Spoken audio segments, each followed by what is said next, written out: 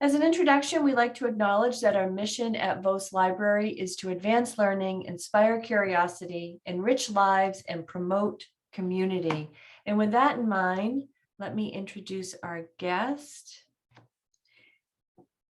Nearly 20 years ago, Elizabeth Miller moved with her husband and 4 young kids from suburban New Jersey to a 200-year-old federal period house and barn in rural Maine. She didn't garden, she didn't keep chickens or bees, she didn't know how to preserve food, and she didn't know how to make soap or hook rugs. She embarked on a journey to learn these heritage skills that have been somewhat forgotten. And today she owns and operates Paris House Woolworks, a traditional rug hooking company serving both crafters and end buyers. It is also a working village homestead and workshop where she practices and teaches heritage skills, including all aspects of gardening, beekeeping, rug hooking, preserving, and soap making. She teaches in studio and at select teaching venues, and her work has been featured in Making Magazine, Rug Hooking Magazine, and on the Magnolia television show, Maine Cabin Masters. And I'm going to put a plug in and say, my husband and I had the honor of visiting her at Paris House, and we took a class with her, and it was fun. So without further ado, please help me welcome Elizabeth Miller. Welcome, Beth. Thank you. Thank you for everyone who's here. Well, I will dive right into it. I have a presentation. I'm going to share the screen. It'll be a bit of the story about how I came to Maine and how I ended up learning how to do all these things, how I was inspired to do these things, and what I think heritage skills means in the larger context of community and our lives. So I will click on share screen. All right, can everybody see that? Yes. All right, so I'm gonna move my little square out of the way so I can see my own slides. So this is the cover of my book. It's Seasons at the Paris House, Heritage Skills for Contemporary Life. It was released last June by Down East Books, and it is available at the Vose Library.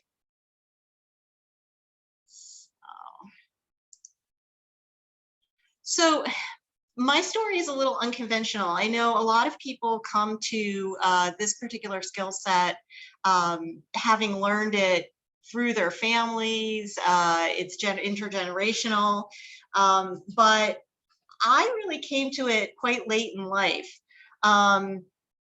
In the 1990s, I was in my early to mid 30s. I was living in central New Jersey with my husband and 4 young sons in a very typical suburban neighborhood. And I most recently had worked in corporate for Lockheed Martin in aerospace before leaving that career to raise my sons full time. And so it was a very, very different life than what I'm living now, but it wasn't my entire life's experience. There had been a seed planted for a different kind of life. So during my childhood, I had grown up summering on Little Sebago Lake in Gray, Maine at my grandparents' cottage. They had a cottage that was one of the oldest on the lake. It was already probably almost 100 years old at the time that I was growing up. And I know a lot of transplants to Maine. They'll say that there's something about it that just gets under their skin. It gets into their DNA and they forever want to come back. So I had always wanted to come back to Maine. And at this point in time, I had 4 sons, 10 years old and younger. So I embarked on a search up here. My husband is in the finance and accounting world, and I embarked on a search to try to move to Maine. And everywhere I called, whether it was there used to be something called, I think the Maine Job Service or whatever, everybody told me there are no jobs up here. This was like 1998, 1999. It was extremely discouraging. But nevertheless, we persisted. You know, we were just kind of bent on giving our sons a different kind of life. And so in March of 2000, my husband had finally landed a job that would support all of us in Lewiston, Maine, just prior to late 1999. And in March of 2000, we moved to the Paris House in the National Historic District of Paris Hill, Maine. And our friends and family in the Mid-Atlantic were like, they'll be back. The winter will be too harsh. They'll be miserable. They won't make the kind of money they can make here. They will be back. Well, you know, 22 years later now, we are not back. We're not going back. That's not going to be a thing. So we had been also, we had been told that New Englanders were standoffish. And this turned out not to be true at all. When we arrived, there was a huge moving truck in front of the house, and we were welcomed with cookies, pizza, Coca-Cola for our little boys. Like, they realized we had all these little boys, so they brought all this kind of food that little boys would love. An invitation to dinner. There was a welcoming reception for us. And what was interesting was almost immediately, the neighbors started telling us about the history of our home. One person said that it had been the home of a formerly enslaved person, Pedro Tuvukin. But as a very young mom of 4, I didn't immediately research that aspect of things. But he does figure into the book, and he does figure a little bit into, well, more than a little bit, into why I ended up doing some of the things I do there. So I'm just clicking that off. So as soon as you know, we were there a couple of weeks, I started to realize that my neighbors all around me, regardless of their age, they were young people my age, or they were older people who had been there a while, whatever it was, everybody did something. Like, one of my neighbors kept chickens, and at that time she was the village supplier of eggs. Now we're the village supplier of eggs. Another had a really big garden and invited me over to kind of apprentice with her to learn how to garden. My next door neighbor had a house filled with family-made hooked and braided rugs that her grandmother had made, but all of that creativity came down through the generations in that family. And a lot of neighbors showed up with home canned goods. You know, they were just bringing things that employed all of these incredible heritage skills. And, you know, I have to admit, you know, I was 35. I had just come from an urban suburban area, and I was impressed and bewildered simultaneously. So that was really my first understanding that, you know, this was something that in northern New England. So Pedro Tuvukin, just as a bit of a sidetrack here, I continued to learn more about him. We actually found his footstone in our barn. The cemetery where he is interred is behind the house. And the cemetery is actually the property of descendants of his adoptive family who lived in the Paris house. If anyone is interested in this history, it's a really kind of important part of African American history in Maine, both historic New England, and there's a professor at Wellesley named Martha McNamara who is doing a book on Pedro Tuvukin's life. This is kind of an aside, but the history of the house, diving into the diaries of the family who owned the property, I learned more and more about Tuvukin, but I also learned more and more about their life, what they did in the fall when the apples came to be harvested, how they maintained their property, how they preserved. All those things are actually in the diary of the family that adopted Tuvukin. So that was another piece that was really interesting to me. So the reason I wanted to write this book is that as a young mom raising 4 sons and eventually working full time again, I had a career in real estate for 10 years once my kids went to school. It took me really almost the full 20 years prior to publication to learn everything that is contained in this book. So what I wanted the book to be would be like a shortcut for people. I wanted it to be a cheerleader kind of thing to really encourage people so that they would understand that none of this is rocket science. It's all very learnable. I think a lot of times it looks mysterious to people because, okay, here's the finished product, but they don't realize sometimes that the steps are quite straightforward. I want it to be a reference so that, you know, you might embark on one of these skills and, you know, you just need to look something up. You just need to have a quick answer. So I wanted it to be a reference point. And I also wanted it, though, to be more than just a how-to. I wanted it to be an answer to the big whys of why any of us do heritage craft and homesteading. And that is the part of this that is the nearest and dearest to me. So the book is actually divided up into seasons. Because, you know, as you know, living in Maine, we have 4 very distinct seasons. And this is why I will never live anywhere south of the mid-Atlantic, because I love the 4 seasons that we have in the North Atlantic.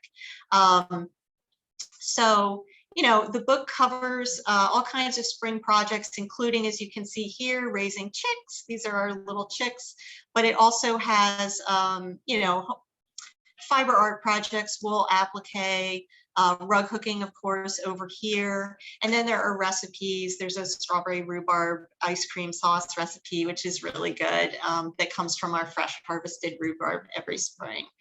So the one thing that I have noticed in homesteading and talking to homesteaders and fiber artists from other parts of the country is that Maine has its own twist on some of this stuff. So I talk to beekeepers in other parts of the country, and most of them have never installed package bees in a sleet storm. You know, that's not something a lot of climates have to deal with. So the thing about this that was really interesting, this is my husband in this image doing a bee installation, a bee package installation, is that having been relatively new beekeepers at this time, I was very concerned that this weather was going to harm them. Well, of course, it didn't. I mean, the bees really, they know how to handle themselves with a little help from us. And this ended up being one of the best beekeeping seasons we ever had. We have a very small apiary. It's usually only 2 to 4 hives. This particular year, our 2 hives grew to 4 hives, and we ended up with over 130 pounds of honey at the end. And that's after leaving, you know, about 40 pounds of honey on each hive for them to overwinter with. And this set of bees did overwinter. So they had this seemingly harsh beginning, but it worked out. So this is the summer section of the book. You can see there's more. This is a garden frittata over here. There's a recipe in that is really adaptable to whatever is coming out of your garden in the summertime. Soap making, there's a gardener's soap recipe that includes pumice so that you have a nice scrubby soap for your gardening. And then there's some natural dyeing in the book. There's also traditional commercial dyeing for wool, and another rug hooking project. And of course, there's more than that. These are just examples of some of the things that are in the book. So the other thing I wanted people to know when they read the book is, you know, people think that we can't grow a lot of food in Maine for very long because the season is relatively short. You know, I don't put my garden in until at least Memorial Day weekend, first week of June, because I have learned the hard way that if I do that in my particular area of Maine, I'm in the Western Mountains, we can have seeds fail to germinate. We can have late freezes, you know, so it is a short season. But you know, you learn a lot from being um, right now I'm coming to you from the Annapolis Valley of Nova Scotia because I'm visiting my son and daughter-in-law, and this is an incredibly rich farming community in terms of variety, um, i- quantity. It's just an amazing farming region, and they have about the same climate that we do. So this is something that I also wanted the book to, I wanted people to understand that they don't have to live in the South. They don't have to live in Florida. They don't have to live in an area that's typically thought of as like a farming bonanza area to really have a really successful gardening season. And we harvest pretty much through October and sometimes even later. So this is fall.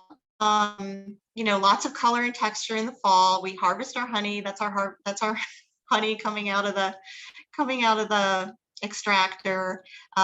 We have a small apple orchard here at the Paris house, and we harvest the apples pretty much every other year is when we have a big harvest. We don't use any kind of chemicals on the garden or the apple trees, and we always get a bonanza of food. So, you know, there's canning and preserving.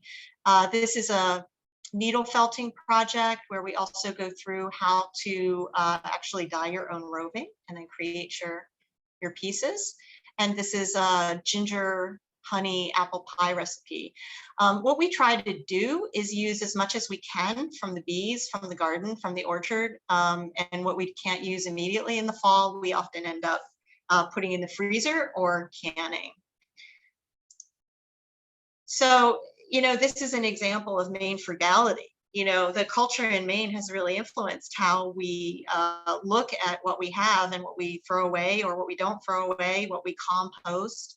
So a good example of that would be our pumpkins. You know, we grow the pumpkins, roast them, keep all the pulp for future pies and breads and things like that. And there are recipes in the book for all of those. We roast the seeds and salt them and keep those. And then anything that we can't use, the chickens are very happy to have. So, so we really try hard during the gardening season not to waste too much. And some of the seeds too, I don't roast. I set them aside and dry them so that they can be used in the garden the following year. And then the book has a winter section. So this part of the book goes into, you know, best practices or best practices for us for overwintering beehives. There's more rug hooking, more fiber art projects, recipes. But the thing about winter is that even though Maine seems to get dormant in the winter, we have discovered that there is plenty to do, and there's plenty going on that a small homestead can be engaged in. So the other thing about Maine that we realized almost immediately when we came here is that the state and the culture it's just steeped in tradition. And one of the traditions that I love most kind of falls within rug hooking. And this tradition is not just Northern New England and Maine. This tradition also spills over or possibly even came from, it was such a give and take, it's hard to know where some things originated, but the Canadian Maritimes are also an epicenter of rug hooking. So this is a traditional hit or miss rug. This is a very strong tradition throughout the Atlantic seaboard. The project in the book is kind of a planned hit or miss. You can see that this image here shows kind of a color coordinated piece. But traditionally, what would happen is in the homes, people would take whatever they had on hand. It could be, you know, flannel shirts, it could be wool pants, whatever the household had that was maybe worn out and ready to be cut into strips to make the rugs. And so a lot of times these hit or miss rugs, which were these geometrics with the stripes going in alternate directions per block, they were frugal, they were repurposed. It was a way to recycle what was in the house and create something beautiful and functional for the floor. So what are some of the things we learned from heritage skills and homesteading? And this is where I think things are really important. I think we learn patience, definitely learn humor, or to have a sense of humor, because if you don't have a sense of humor, you may give up much too early. Creativity, finding our internal creativity. I get a lot of students through the studio who want to tell me that they're not creative. They insist they're not creative. They say, I can't draw, I can't play musical instruments, I can't. And so we teach a course in the studio called Yes, You Are and Yes, You Can, because by the end of a 4-hour design course, they are holding in their hands a beautiful brand new rug pattern that they created all by themselves. It's theirs, it reflects them, and suddenly they realize that they are creative. And I think all of these skills are a conduit for that. It's not just rug hooking. All of these skills are a conduit for us to realize that we are creative. And then also perseverance. Things go wrong, you know, plants fail, gardens fail, beehives die off. I actually am starting fresh this year. My bees didn't make it this winter. So perseverance is just very important. So I think gardening has taught me the most patience. I had so many failures in my initial attempts at gardening, most of which involved critter control, which is why there's a picture here of a low power solar powered electric fence. I know some people can grow gardens in Maine without going to this kind of an effort to keep the critters out. But unfortunately, where we are, we have all kinds of wildlife that make their way into the village, and they will help themselves to every single thing that we're trying to grow in the back.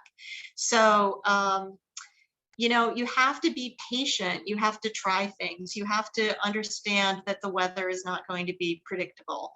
You have to be patient with assessing seed and soil quality. You may need to send your soil sample off to the University of Maine Cooperative Extension and have them analyze it. And you may have to, you know, amend your soil in some way to make it better.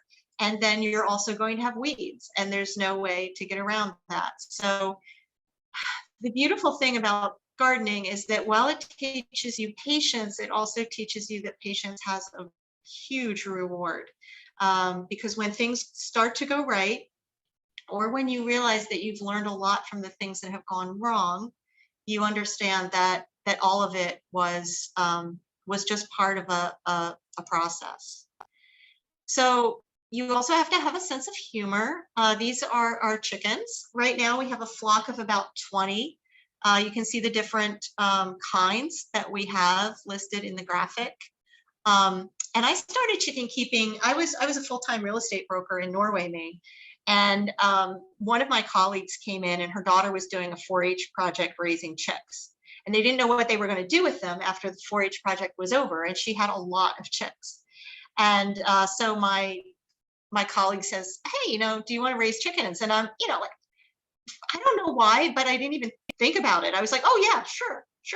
I had no idea what I was doing. I'd never had chickens. I'd never had birds. I knew nothing. But again, it was like everything else. You know, we had to learn by doing. And chickens are funny. They will get out. They will not want to be herded back into their area. They will sit in high places and do terrible things on your head. I mean, they are very humorous animals, and you have to maintain a sense of humor. This is one area where having a sense of humor is a good thing. They will peck you. They will get broody. They will not want you to pull the eggs out from under them. It's, you know, they're characters. And even in a flock of 20, they have identifiable personalities. So that's another thing I think we've learned. Creativity. I had literally never heard of rug hooking before I moved to New England. I know now that there are guilds down in New Jersey and Pennsylvania and in that area where I came from, but I had never heard of craft. And I think creativity is serves us especially well when we are living through something difficult. So I ended up taking up rug hooking after my mother passed away in 2011. I had been in and out of the rug hooking shop in Norway, Maine on Main Street for years, and just in and out, admiring the rugs, saying I would take a lesson one day and never really getting around to it. But when my mom passed away, I realized that I needed a meditative, um, calming, centering kind of craft. And I knew it couldn't be something like knitting where you have to count and know where you are and have the pattern and really kind of it's mathy, which isn't me. I knew I needed something simple and meditative. And that's how I got into rug hooking. And it really, really helped me cope through those initial months that are the hardest after you lose someone. But it kind of became more than that. By 2013, I had left real estate and opened Paris House Woolworks full time. So sometimes finding our creativity can it can kind of create a new purpose for us. And I was already in my late 40s at that point. And I had no intention at that point in my life of kind of beginning again.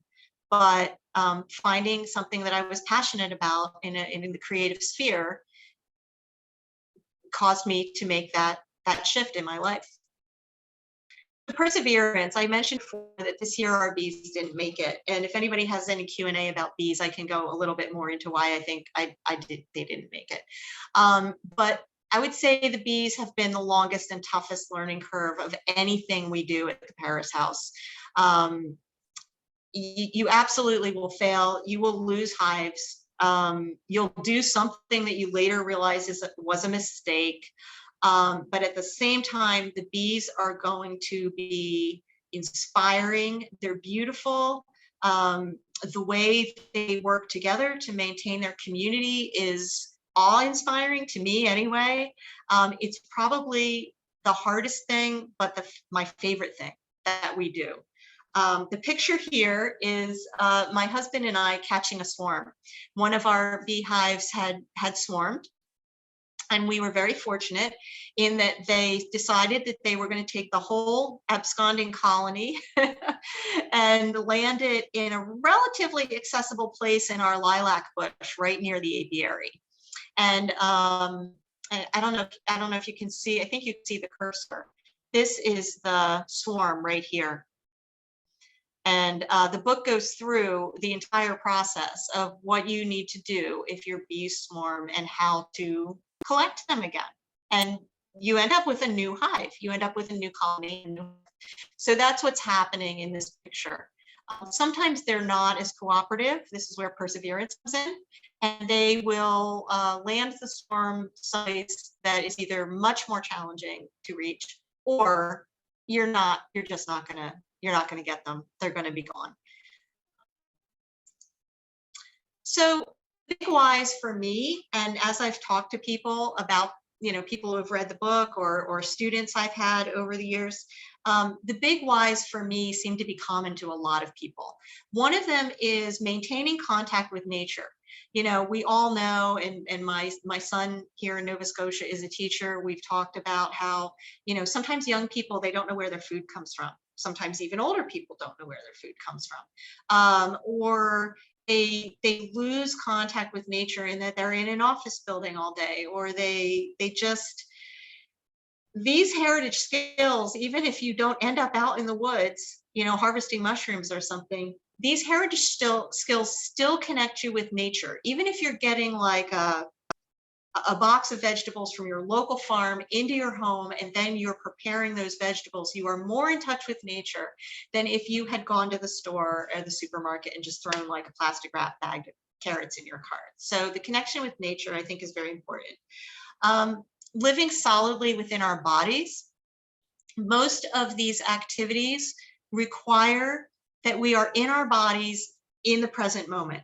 I think it's very easy in our very ultra connected world, which I love. I love that we can do this via Zoom. I'm in Nova Scotia visiting my family, but I can still do this. I love that I can, run my business practically on this little device right here. I love the technology, but unfortunately, I think the technology also puts us way up in our heads, and it disconnects us from our physical realities. So if you're in a beehive, you have to be absolutely aware and present. It's almost like a meditation. You have to be right there in that moment, because if you're not, you could crush the queen, you could be stung, you could accidentally make a mistake. You really need to be in the present moment. It's the same with gardening. You really need to be in your body and right there when you are working with your plants. So in that sense, it gets you into your body. It's active meditation. I am not the kind of person who's good at the kind of meditation where you're sitting still and quieting your mind. That's not really that. I've tried very hard for a long time. But this active meditation that occurs when I am working on a rug or something in the garden, or anything like that, that really is calming and centering for me. Human contact. Here we are 2 years into a pandemic, and I think now more than ever, we understand the importance of human contact. And these skills really develop opportunities for human contact. Rug hookers get together, they, either virtually, we did that all during the pandemic. Now we're actually, thankfully, starting to be able to get together in person. Rug hookers gather, quilters gather. In Norway, Maine, we have a community garden where people gather. Everybody has their plot, and people gather and interact and get to know one another and connect. And then the last thing on this list is personal growth. I feel like I have learned so much about myself, about other people, about what I really want out of my life, about what other people value, just in this journey of taking on some of these skills. So I wanted the book to not just be a how-to. The book is a how-to. There's lots of projects with step-by-step instructions, but I wanted the book to really connect us on a more human level.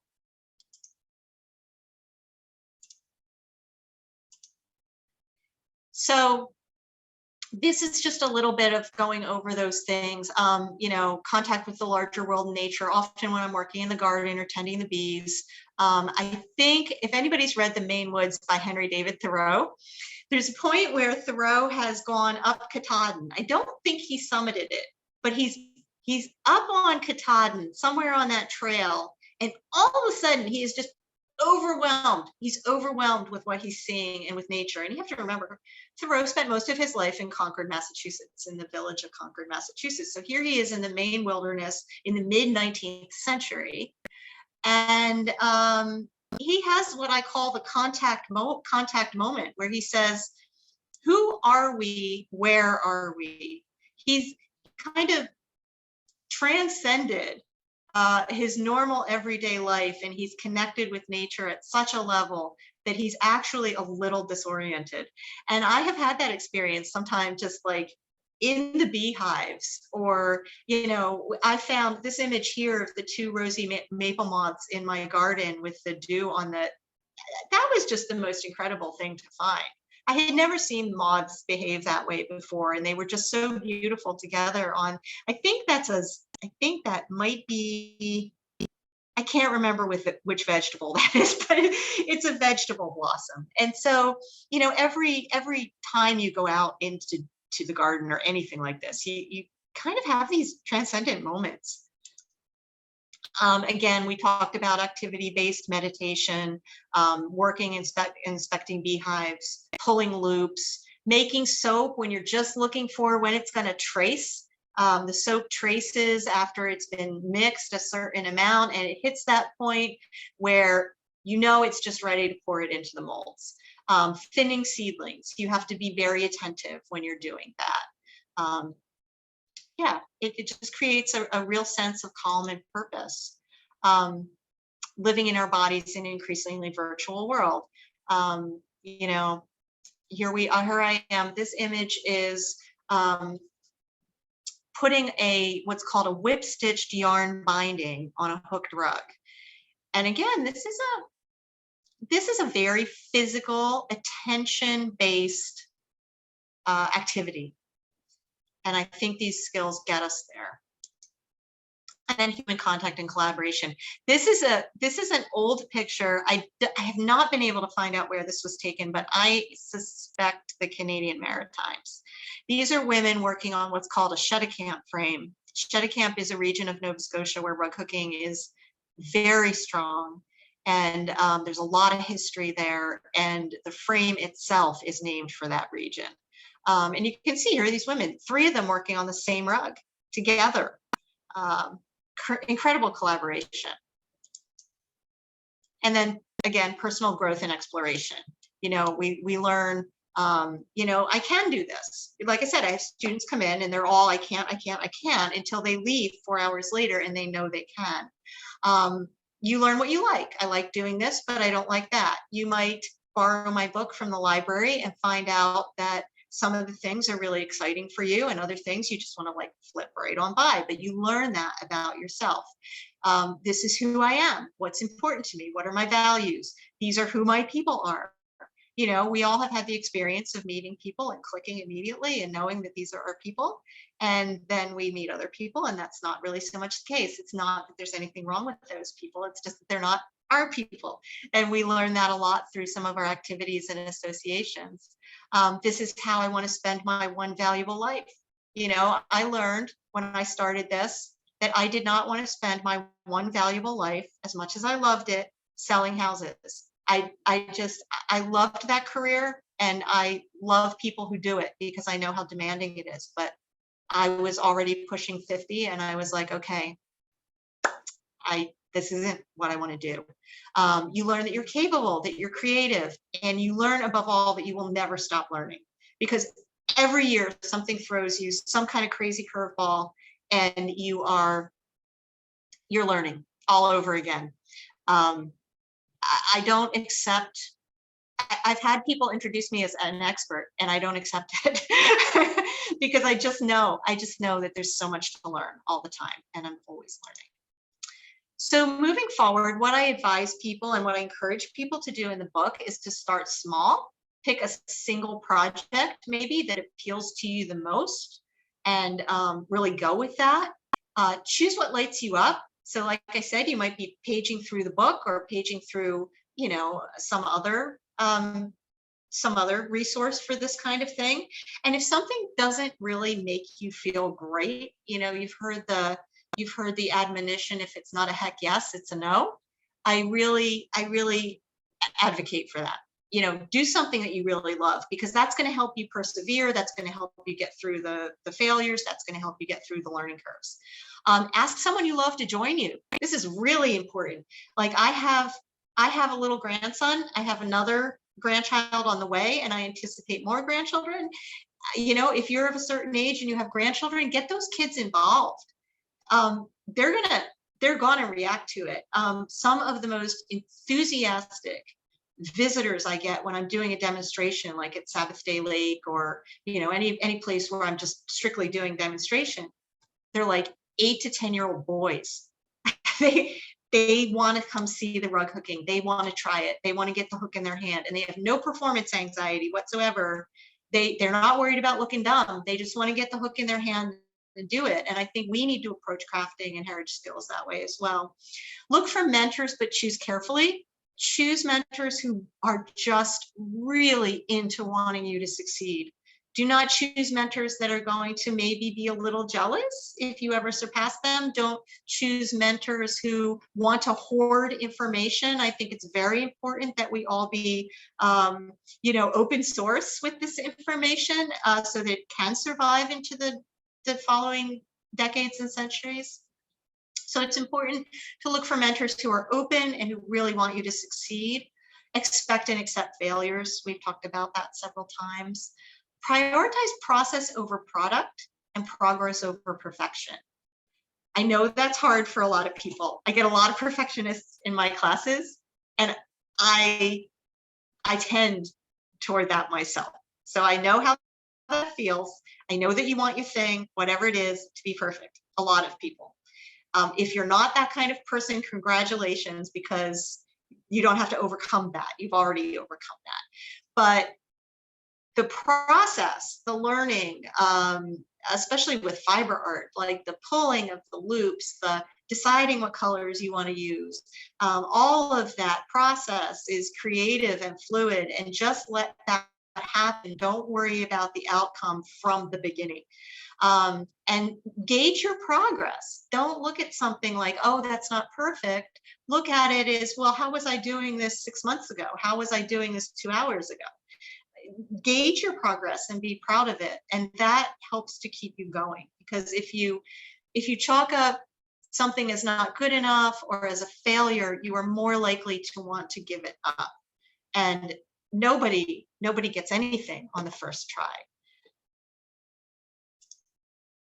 So we have ongoing support at Paris House Woolworks. This is our website, parisHouseWoolworks.com. We have classes, web resources, and we have a community.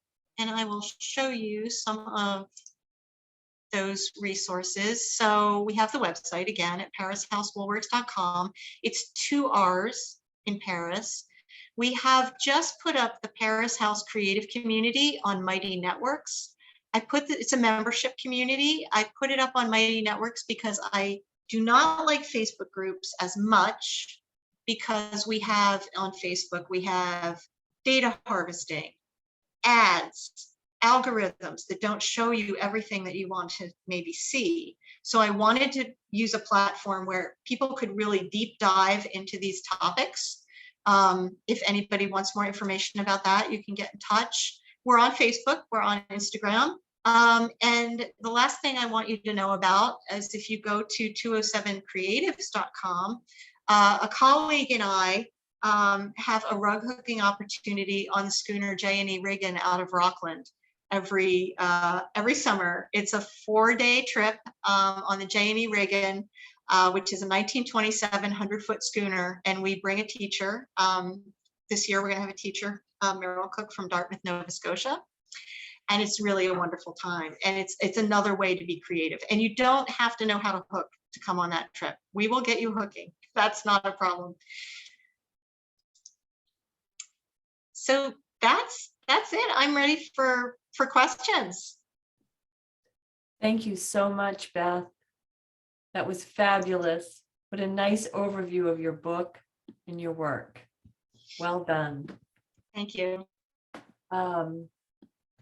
Feel free to unmute and ask Beth questions. I don't see any in the chat, but you're welcome to put them in. Here's one from Ernest. Thank you for your presentation. We've relocated to Maine for many of the reasons you mentioned. We need cheerleaders like you for folks who are looking for a better life, one with purpose and one rooted in a connection to the land. How do you recommend getting involved with beekeeping? That's a great question. First of all, welcome to Maine. I know you're not going to regret 1 minute of moving to Maine.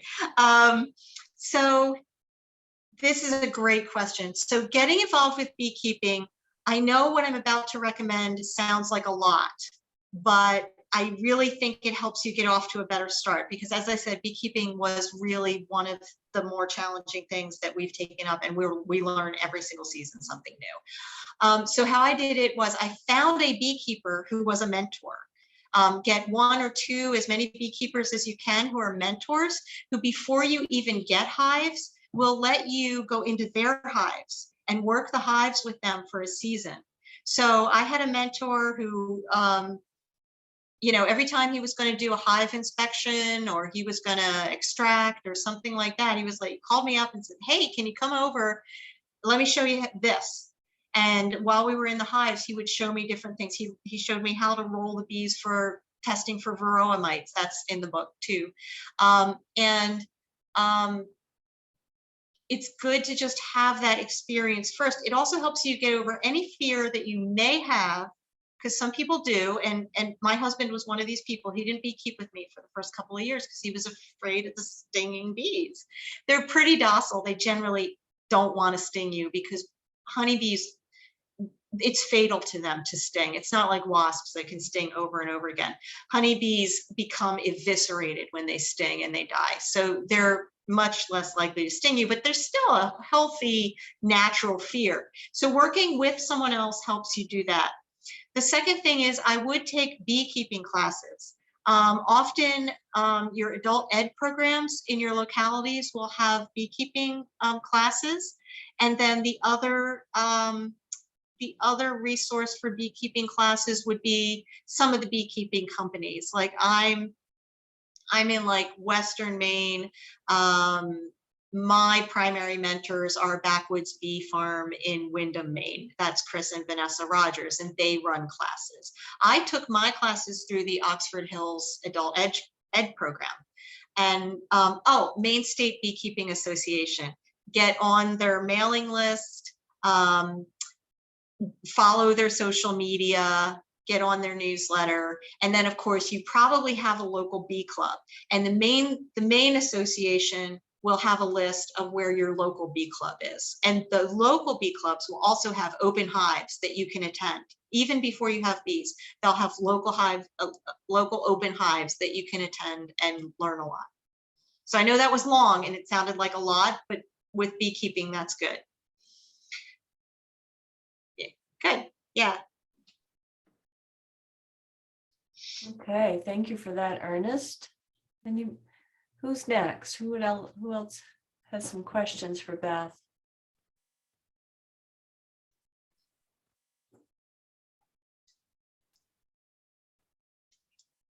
It's a quiet group.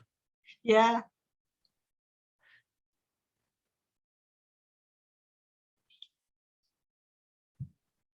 I can't tell if anybody's typing. Yeah, I don't see. No. Just this was great fun. Thank you. Oh, if you yeah. die with weavers, spinners. Yeah, okay. So I do not die with weavers and spinners because I do not do much weaving or spinning yet. I do have a big 150-year-old great wheel in my front hallway that I am determined to learn to spin on, but I think I'm going to spin on a more conventional wheel first when I learn. The dyeing I do is primarily wool fabric for rug hooking and yarn that's already spun. But we do teach a dye class in the studio, which is great fun. Everybody leaves with 4 they're called fat quarter yards of wool done. We do 4 different methods of dyeing, so everybody leaves with a full yard. And then we've also recently incorporated yarn dyeing there as well. The weavers and spinners who do their own dyeing are incredible people. And if that's something that interests you and you ever have a chance to take classes with them, I highly recommend it. I know there's a spinning group that demonstrates also at the Sabbath Day Lake Shaker Village in New Gloucester when they're open. Again, they're closed for COVID right now, but if you go to a lot of these demonstrations, you can kind of hook up with those people. Melissa, thank you for asking that. Victoria is saying, I live in the Pacific Northwest and am familiar with you because of rug hooking. I recommend chickens to anyone wanting to get connected to the land. They are so much fun to watch, so friendly, interesting, and you get delicious eggs as a bonus. Yeah, that is so right. I mean, we love our chickens. I mean, I'm not going to say they're not a pain in the neck. Sometimes they are. Or if in the dead of winter, you know, we do a thing in winter where we try to muck the coop as much as we can on the warmer days, but we also do deep littering. So, you know, there's a lot of things about chickens that can be a lot of work, but she's absolutely correct. I mean, they're so much fun, and the eggs are amazing. We don't light our coop. Some chicken keepers light the coop in the winter because as the days shorten, the chickens stop laying. They have like a little gland that tells them how long the days are, and the light affects that and everything. And we don't force them to lay over the winter, but when they're laying, we are overrun with eggs. So I second all of that. Tammy's asking, where do you purchase your wool fabric for dyeing?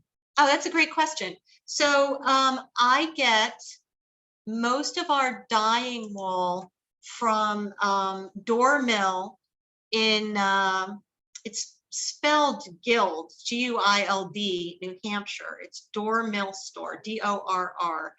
I like the 163 white the best. It's a real nice tight weave. So for rug hooking, it means you can cut it very small and it's not going to shred on you or anything. I also like the Door Natural, which is their Door 100. But you can also over dye. So those are like white wools or off-white wools, which are great for dyeing bright colors or very pure colors. But you can also dye over repurposed wool. So say you find a blue flannel shirt at Goodwill and it'll cut and hang together. You can over dye that in red and you'll have purple. So, you know, I do buy brand new wool, especially when we sell wool. It's brand new wool that is not repurposed. But I do like rug hookers to know that they can also dye and use repurposed wools as well. Thank you. And Ernest is saying or asking, what do you do when you're away to tend your chickens? Neighbor to watch them, feed them, tend to them? Yeah, I have, I've always had someone watch them for us. We do tend to fill up their feed pretty heavily, but especially in winter, somebody has to really keep an eye on the water because it'll freeze and you have to go out there and replenish it and all of that. So I used to have neighbors do it, but I have an assistant who works with me in Paris House Woolworks. And actually the baby chicks that are in the book, the chicks that I raised for the book, for all the images and stuff, I gave her those chicks and she has been chicken keeping ever since. And now she's even more into it than I am. And so she's the one who comes over and takes care of our chickens when we're away. Yeah. Sounds like a good deal. It's a good deal.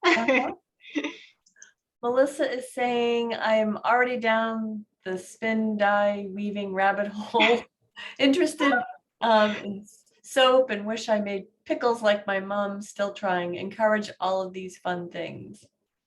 Yeah. Yeah. And these things are a rabbit hole. I mean, there's no doubt about it. It's just an endless rabbit hole, but it's a good one. It's a good one. There's lots of, we joke all the time about that, you know, about having out of control stashes and, oh, I just need a couple more chickens because I want this color eggs. And before you know it, you have 20 like we do or more. Yeah, it's good.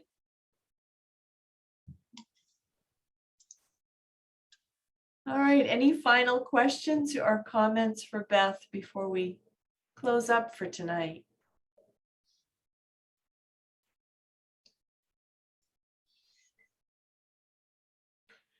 Well, Beth, I just want to thank you again for joining this crowd through Vose Library. And we are excited that you can be in Nova Scotia and still be with us here in Maine. Me too. Yes. Yeah. And yeah, and we're really happy that we have your book at the library and it does go out often. And we thank you for gifting that to Vose Library so that patrons can enjoy it. So I'm just going to, yes, I'm going to formally close this up for tonight and thank everybody for joining. And we hope that you'll spread the word and join us next Wednesday when Corey Pratt of Northport's Maine Alpaca Experience, that's a store on Route 1. The owner of that will discuss her life with alpacas. Oh, I'm coming to that one. Yeah, all right. All right, everybody, take care. Good night. Stay well. Thank you. Bye. Bye.